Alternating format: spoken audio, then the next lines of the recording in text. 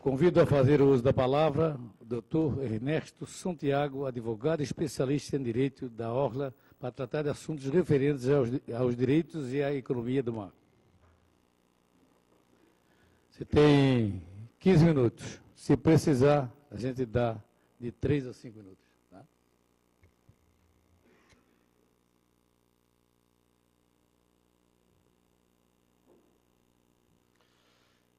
Excelentíssimo senhor vereador Herádio, presidente da Câmara Municipal de Florianópolis, senhores vereadores, eu cumprimento também aos ouvintes e telespectadores que nesse momento nos assistem. Um prazer enorme estar aqui a esta tribuna, em um auditório tão prestigiado e com tantas pessoas amigas aqui, atentas a esta mensagem que nós vamos passar e que irão abordar alguns tópicos que entendemos de grande interesse para a cidade, até porque senão não estaríamos aqui. Deixa eu apresentar-me primeiramente. Meu nome é Ernesto Santiago, sou advogado, como o presidente colocou, atuo com questões relacionadas ao direito da Orla.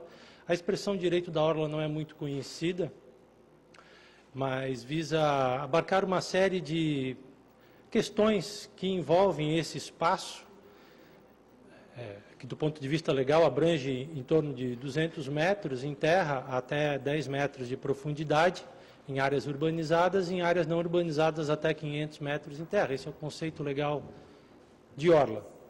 E aí diversas questões interagem relacionadas a terrenos de marinha, a terrenos de posse, a sítios arqueológicos, a regularização de ranchos e residências de pescadores, de equipamentos de apoio náutico, como trapiches, a própria navegação, questões relacionadas à pesca, a pesca artesanal. É um mundo que ocorre na Orla, né? E não por acaso a maior parte da população brasileira hoje está, como sempre esteve, litoralizada, né? E há um processo, inclusive, forte hoje em dia em alguns locais de volta à litoralização com migração de pessoas do interior para o litoral em busca de maiores oportunidades. Porque, de fato, a economia do mar ela oferece diversas oportunidades na pesca, na indústria, no turismo, enfim. Tive a oportunidade de participar da fundação da CATMAR, Associação Catarinense de Marinas, em sua primeira gestão, com o presidente Luiz Lunardelli. Integrei também como diretor executivo a Brasil Cruises, que é uma entidade que congrega os terminais de cruzeiros no Brasil e pouco conhecida, mas bastante atuante, especialmente em Brasília, porque é um setor que merece forte atuação. Fui 5 anos diretor de turismo da ACIF, nas gestões dos presidentes Dilvo Tirloni e Doreni Caramori Júnior. Ajudei a reativar o grupo gestor do turismo em Florianópolis também, que dá, ou deveria dar, amparo técnico ao Conselho Municipal de Turismo. Participei também do Júri Nacional da Bandeira Azul. A Bandeira Azul não é uma certificação, mas é uma qualificação ambiental que se dá às praias do litoral brasileiro e a marinas. Participei do GT Náutico do Imitur e ajudei a criar o GT Náutico de Santa Catarina e participo da SOAMAR. Essa introdução, evidentemente, não tem o objetivo de ficar aqui ostentando títulos e participações, mas apenas para situar em que contexto eu me movimento e com que tipo de conteúdo eu lido no meu dia a dia. E aí eu gostaria de fazer uma retrospectiva histórica aqui com relação às nossas próprias origens, porque é sempre importante relembrar a história e mergulhar na origem do nosso povo, da nossa gente, muitas vezes esquecido no imediatismo do dia a dia, né? Então eu gostaria de lembrar a vocês que no dia 31 de agosto de 1746, o rei Dom João V de Portugal, comunicou aos habitantes das ilhas dos Açores que a coroa oferecia uma série de vantagens aos casais ilhéus que decidissem emigrar para o litoral sul do Brasil.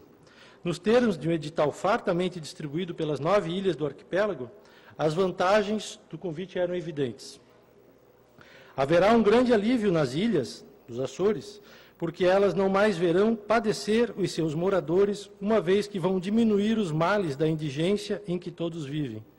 Havia uma superpopulação das ilhas açorianas naquela época. Haverá, por outro lado, um grande benefício para o Brasil, já que os imigrantes irão cultivar terras ainda não exploradas. Isso tudo constando do edital da coroa. O edital assinava com uma série de mordomias a partir do transporte gratuito até os sítios que se lhes destinarem para as suas habitações.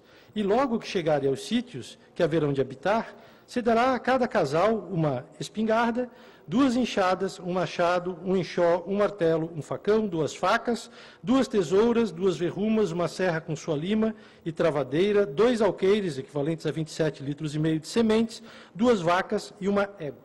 Isso é o que foi prometido aos nossos antepassados.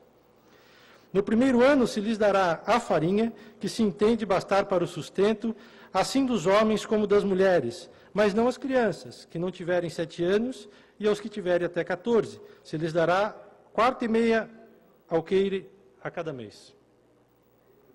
Se dará a cada casal 1/4 de légua em quadra, para principiar as suas culturas, sem que se lhes levem direitos, nem salários, algum por essa sesmaria. E quando pelo tempo adiante tiverem família com que possam cultivar mais terra, a poderão pedir ao governador do distrito. Então, Sua Majestade definiu que o primeiro estabelecimento de casais açorianos seria feito na ilha de Santa Catarina e nas suas vizinhanças. E assim vieram para cá, né, os casais em número bastante elevado, em torno de 4.000 famílias que atenderam ao edital. E aí, a ilha de Santa Catarina recebeu 4.612 pessoas em 1748, 1.666 em 1749, 860 em 1750 e 679 em 1753. Um desses casais era formado por Antônio Teixeira de Santiago, nascido na ilha de São Jorge, e por Catarina dos Anjos, nascida na ilha do Pico. Meu heptavô e minha heptavó. Fixaram-se em Santo Antônio de Lisboa e, a partir de Santo Antônio de Lisboa, deixaram larga descendência, que aí, por sua vez, fixou-se em várias partes do Brasil, mas especialmente aqui em Florianópolis e na ilha de São Francisco do Sul.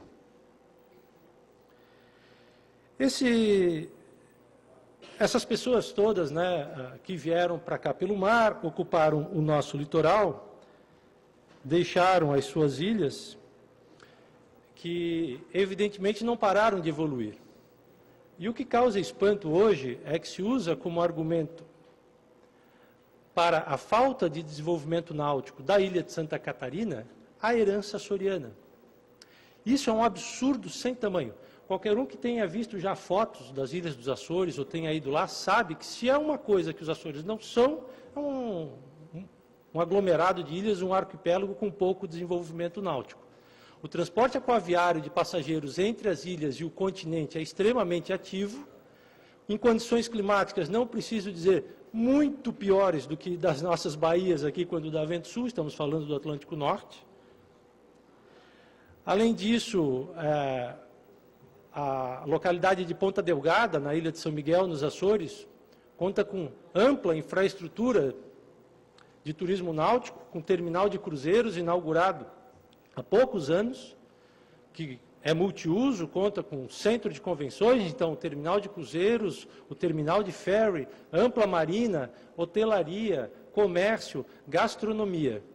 E um detalhe interessante, já que Florianópolis luta tanto pelo desenvolvimento do setor de eventos, né, aqui, lá na ilha de São Miguel, em Ponta Delgada, as escalas de cruzeiros entram para o calendário de eventos da cidade. E não poderia ser diferente, porque no mínimo ao longo de um dia, 1.000, 2.000, 3.000 pessoas, turistas, circulam pela ilha, gastam nas lojas, gastam nos restaurantes, fazem passeios de variada ordem, absorvem a cultura local e tem o chamado contato direto com a localidade que lhe proporciona, então, também um marketing direto. Quer dizer, é aquela primeira impressão que fica. Depois desses que passam por lá, muitos outros, eles próprios e aqueles que bem ouviram falar dos Açores, retornam aos Açores para passar férias.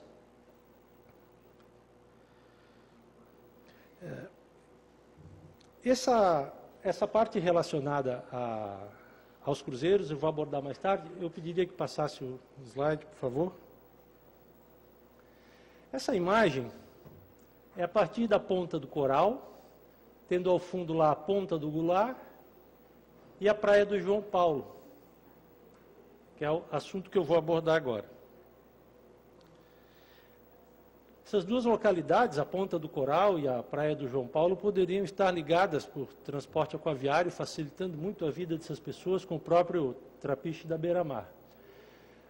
Muita gente não sabe, mas existe uma praia no João Paulo, praia com areia. E essa praia, há não muitos anos atrás, era uma praia onde as pessoas colocavam sua cadeira de praia, o seu guarda-sol, praticavam esportes ali, era uma praia com uma larga faixa de areia. Ao longo do tempo, com a ocupação urbana desordenada, a movimentação de sedimentos deixou de acontecer de terra para o mar. Com a entrada dos ventos de oeste e ondas fortes, a areia que existia na praia foi sendo retirada. A falta de saneamento e a ligação de esgoto na rede pluvial de água da chuva passou a acarrear esgoto in natura para a praia do João Paulo. E hoje, o que antes era uma praia que as pessoas podiam frequentar, transformou-se num lodaçal. Em função disso, há um pleito muito importante dos moradores do João Paulo, que hoje constituem a segunda maior colônia de pesca, ou comunidade pesqueira tradicional da ilha de Santa Catarina, para que aí seja feito um trapiche. Na praia do João Paulo,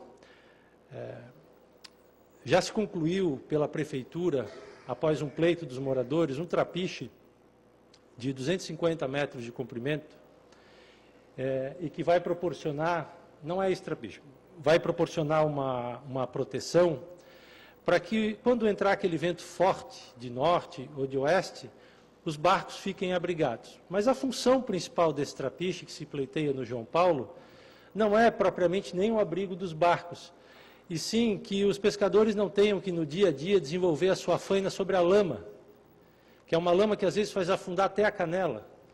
E não é uma lama formada apenas por detritos orgânicos que vêm das nossas matas morro acima. Infelizmente, essa é uma lama poluída.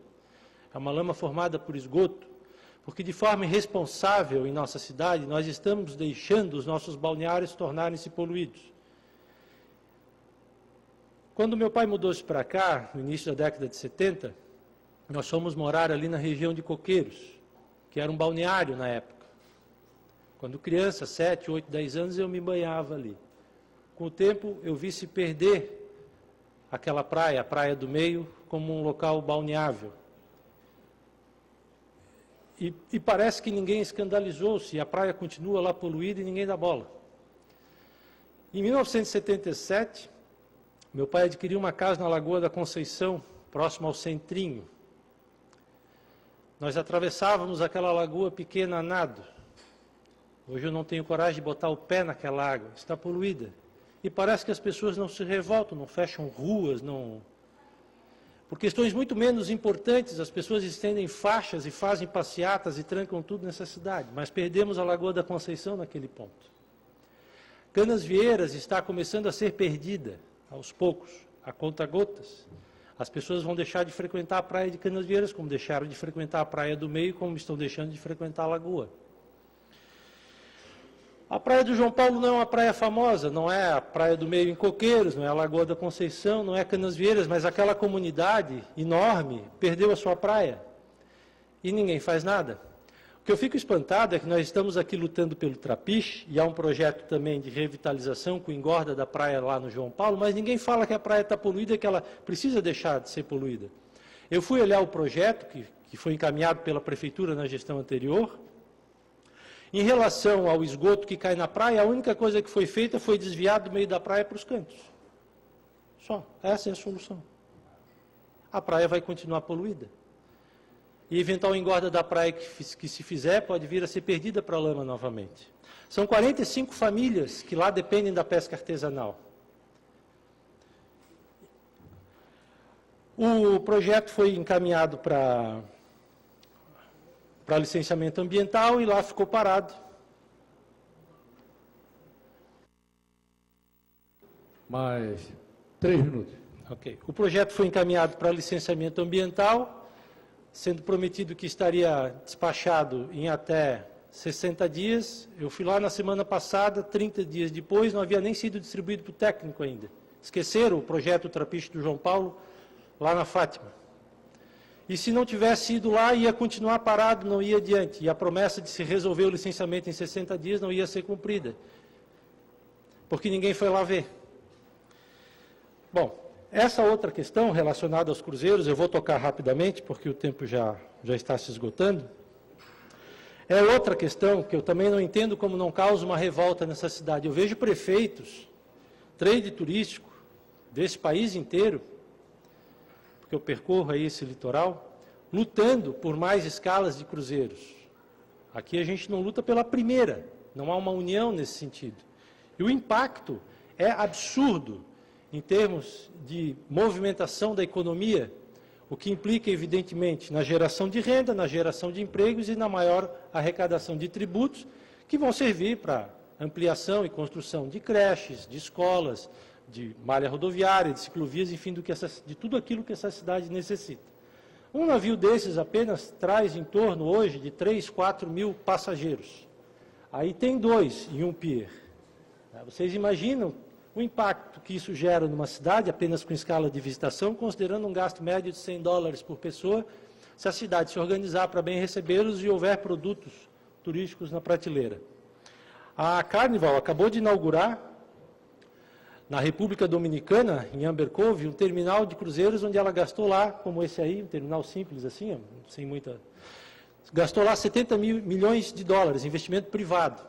O que aconteceu? O governo daquele país fez uma chamada pública, dizendo, queremos vocês aqui, apresentem projetos.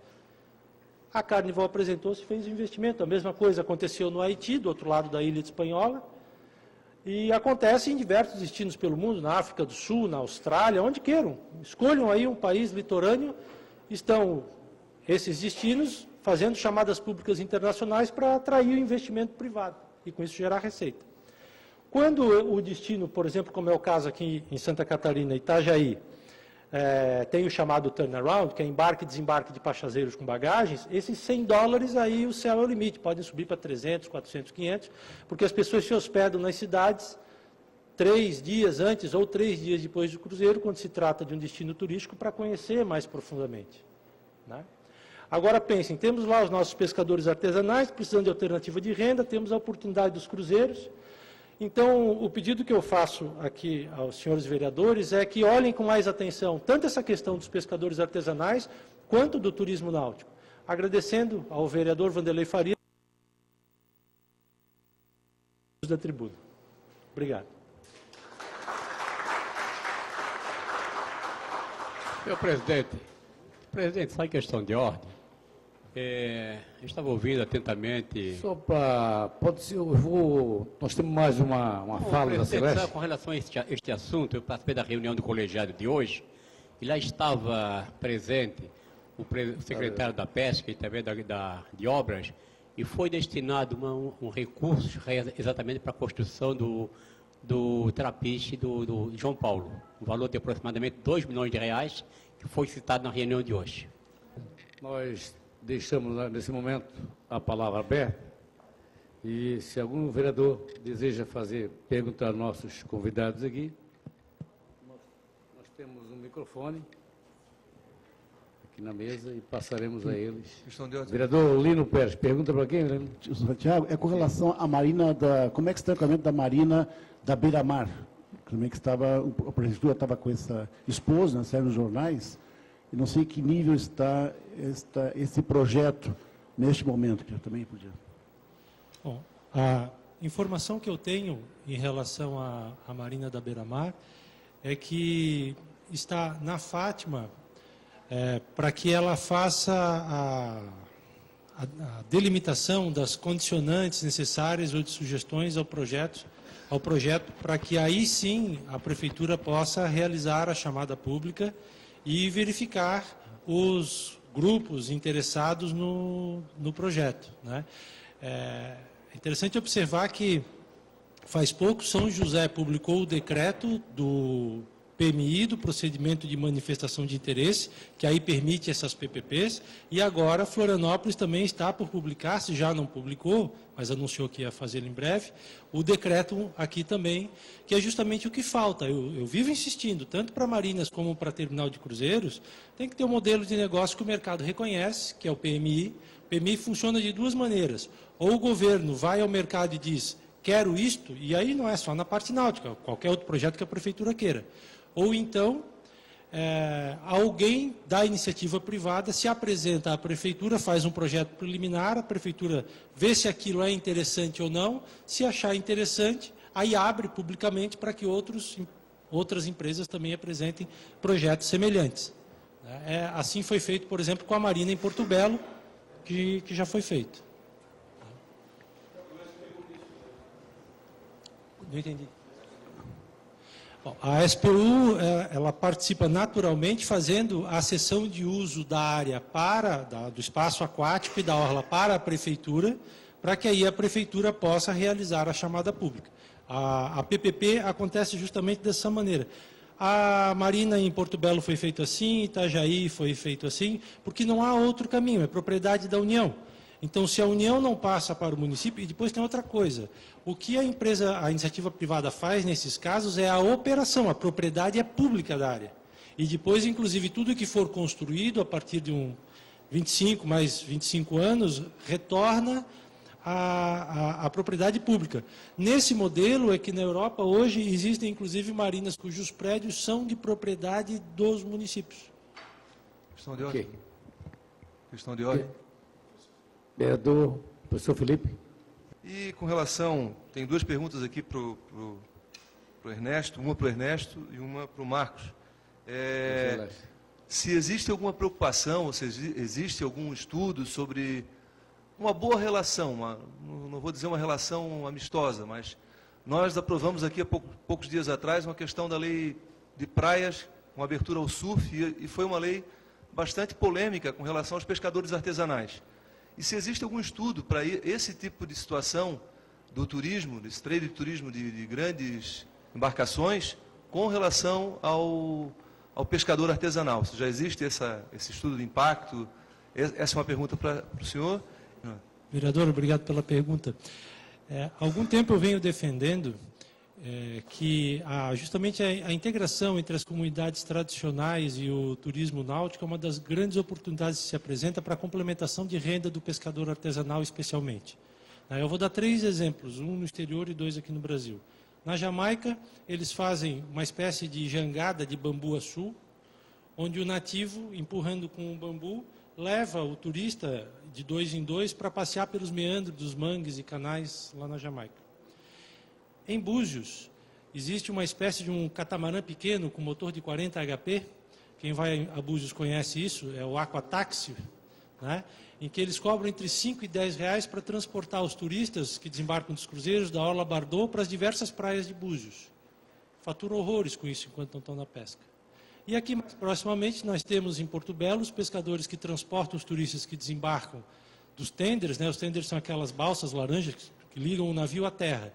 Quando os passageiros desembarcam no pier municipal de Porto Belo, eles podem fazer os passeios com o barco dos pescadores até o Caixadaço, até a ilha de Porto Belo, né, ou até fazer algum passeio de escuna. Então, a possibilidade de integração existe, sim. Não só com o turismo náutico, mas também com a gastronomia nativa, né, em que abre-se oportunidade para o pescador dentro do seu próprio bairro agregar valor ao seu pescado. E também, já mais a médio e longo prazo, a hospedagem domiciliar, que hoje nós temos uma experiência bem sucedida no interior, né, com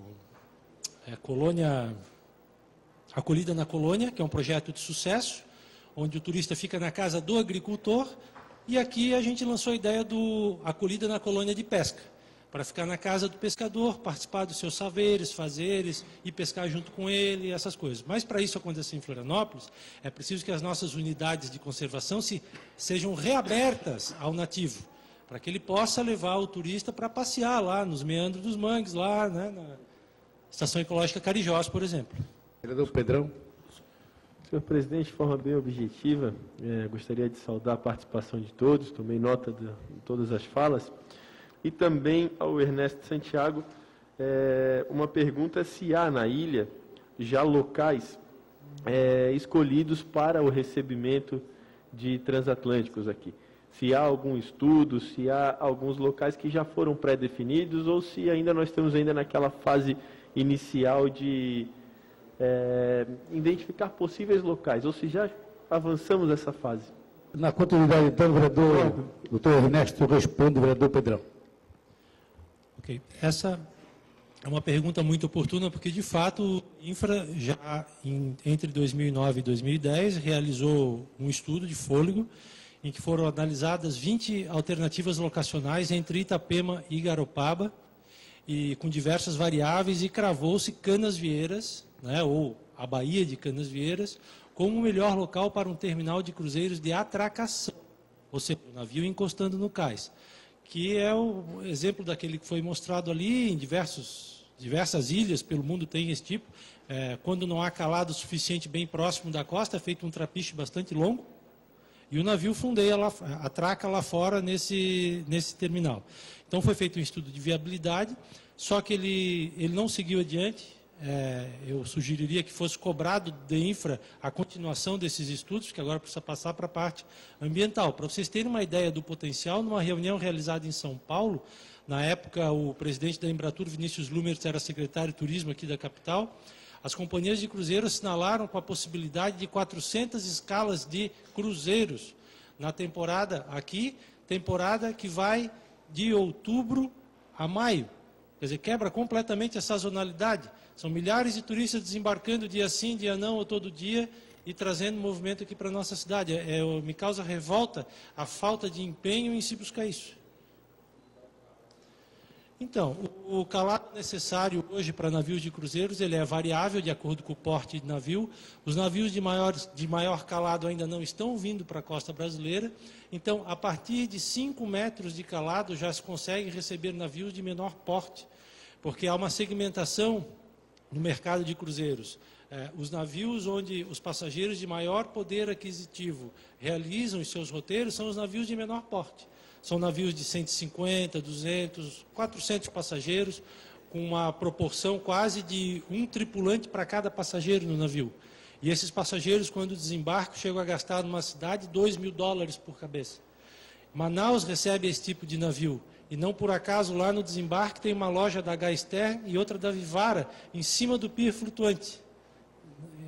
Esse pessoal desembarca, vai para os hotéis de selva e aí depois pega o avião e retorna. Um pessoal vem de avião, desembarca, vai para os hotéis de selva, pega o navio e retorna. Esse navio vem de Miami para Manaus e faz lugares que os senhores aqui talvez nunca ouviram falar, como Alter do Chão, Boca da Valéria,